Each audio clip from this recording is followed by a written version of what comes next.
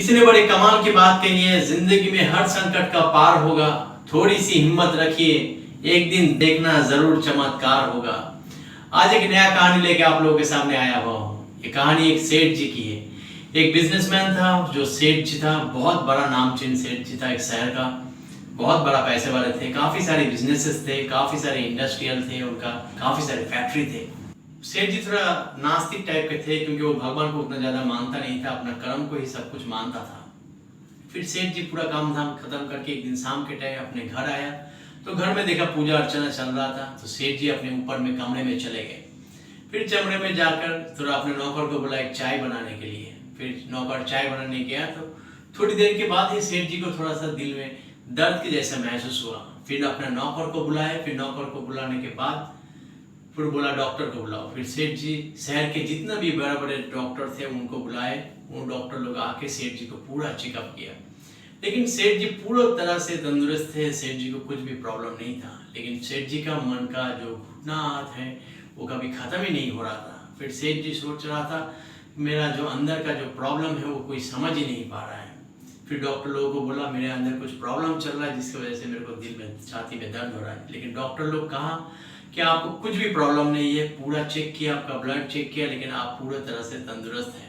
फिर भी मैं आपको मेडिसिन देता हूँ, ये मेडिसिन खा के सो जाइएगा। अगर रात को नींद ना आए तो फिर ये गोली दे रहा हूँ जो नींद की गोली है, आप इसको खा के सो जाएंगे। फिर डॉक्टर लोग चला गए। फिर सेठ जी जो है अपने नौकर को बोला खाना बनाने के लिए। सेठ जी अपना खाना पूरा बनाया। बनाने के बाद सेठ जी खाना खाए। खाने के बाद जो मेडिसिन थे वो मेडिसिन खाए। खा के सेठ जी सो गए। सेठ जी सो तो गए, लेकिन सेठ जी को नींद ही नहीं आ रहा था। फिर जो नींद का गोली दिया हुआ था फिर वो नींद का गोली भी ली, लेकिन फिर भी सेठ जी को नींद ही नहीं आ रहा था। फिर सेठ जी ने सोचा चलो थोड़ा अपना बगीचे में थोड़ा घूम लेते हैं, थोड़ा सैर कर लेते हैं, तो शायद अंदर में थोड़ा घुटन सी हो रही है, चलो उसके बाद शायद नींद आ सकती है। फिर अपना बगीचे में गए, लेकिन बगीचे में थोड़ा घूमा। ऐसे घूमते घूमते थोड़ा रास्ते में थोड़ा बाहर निकल गए, अपने घर से बाहर होके काफ़ी सारे दूर चले गए सेठ जी अपने पैदल में। फिर देखा एक चौराही है, उधर पर चौराही में एक बैठने के लिए जगह था, उधर पर बैठ के सेठ जी चुपचाप बैठे थे। उधर पर एक कुत्ता जो था वो सेठ जी का चप्पल लेके भाग गया और सेठ जी उसके पीछे पीछे भागते रहे। वो कुत्ता जो है सेठ जी का चप्पल को लेके एक झोपड़ी के सामने में रख दिया। फिर सेठ जी वो कुत्ता को बहुत चिल्लाया, बहुत डांटा। फिर वो कुत्ता उधर से भाग गए। फिर सेठ जी अपना चप्पल पाँव में पहन लिया।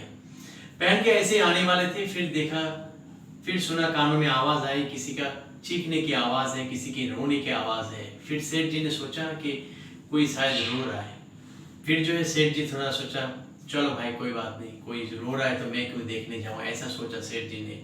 लेकिन फिर भी सेठ जी को तसल्ली नहीं हुआ। फिर थोड़ा झांक के देखा एक औरत फूट फूट के रो रहा है। अपना छोटी सी झोपड़ी है, झोपड़ी की तरफ अंदर गया सेठ जी, जाके बोला कि बहन जी माफ करना, आप बहुत रो रहे थे तो इसके वजह से मैं आपके पास चला आया। क्या बात है जो अपनी इतना जोर जोर से चिल्ला रहे हैं, अपनी इतना जोर जोर से रो रहे, जो आवाज बाहर तक आ रही। फिर वो औरत ने बोला बाबू मैं क्या बताऊं, मेरा एक 7 साल का बेटा है, जो बेटा का तबीयत काफी खराब है लेकिन ठीक ही नहीं हो रहा है। फिर सेठ जी ने कहा तुम रो क्यों रहे हो, रोने से थोड़ी इसका हल निकलेगा, तुम जाओ डॉक्टर को बुलाओ, डॉक्टर को बुला के उसका चेकअप करवाओ।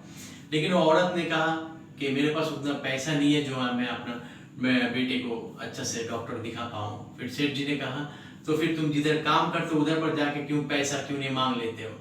फिर वो सेठ औरत ने कहा सेठ जी को कि मैं थोड़ा घर में झाड़ू पोछा लगाता हूँ, जिसकी वजह से मेरे को थोड़ा सा सैलरी मिलती है, जिसकी वजह से मेरा घर चलता है, मेरे पास उतना पैसा नहीं है।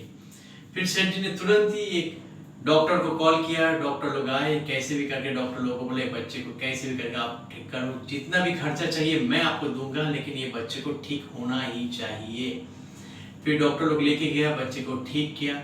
लेकिन सेठ जी को बोला वो औरत के मैं इतना फुट फुट से इसके लिए रो रहा हूँ, कल एक साधु बाबा मेरे पास आया था और आके बोला सुबह 4 बजे ऐसे करके फुट फुट के रोना, इधर से एक सेठ गुजरेगा जो तेरा बेटे का तबीयत ठीक करेगा। ये बात सुन के सेठ जी पूरा चौंक जाता है। सेठ जी तो भगवान को एकदम मानते ही नहीं थे, वो थोड़ा भगवान को विश्वास ही नहीं करते। फिर भी वो सोच रहा था कि क्या बात है कि भगवान मेरे से ऐसा ही हाथ में काम करवाया। इसी वजह से सेठ जी को थोड़ा तसल्ली भी मिली। लेकिन सेठ जी का मन की जो आहट थी, जो घबराहट थी, वो अभी तक ठीक नहीं था। फिर सेठ जी उतना अच्छा काम करके उधर से वो निकल गए। हाय गाइस, ये कहानी का मतलब यही है कि हम लोग को दूसरे का सेवा करना चाहिए, दूसरे की तरफ ध्यान देना चाहिए, दूसरे की हेल्प करना चाहिए।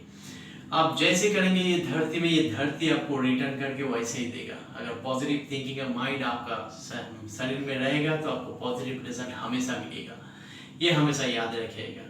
और ज्ञान के साथ साथ हमेशा थोड़ा मुस्कान भी बांट के चलिए, क्योंकि मुस्कान ही सबसे बड़ा महंगा चीज होता है जो ये धरती में कम होते जा रहा है। कैसे लगा ये कहानी कमेंट सेक्शन में जरूर बताइएगा। फिर मिलते हैं अगले वीडियो में, तब तक के लिए शुक्रिया, धन्यवाद, थैंक यू।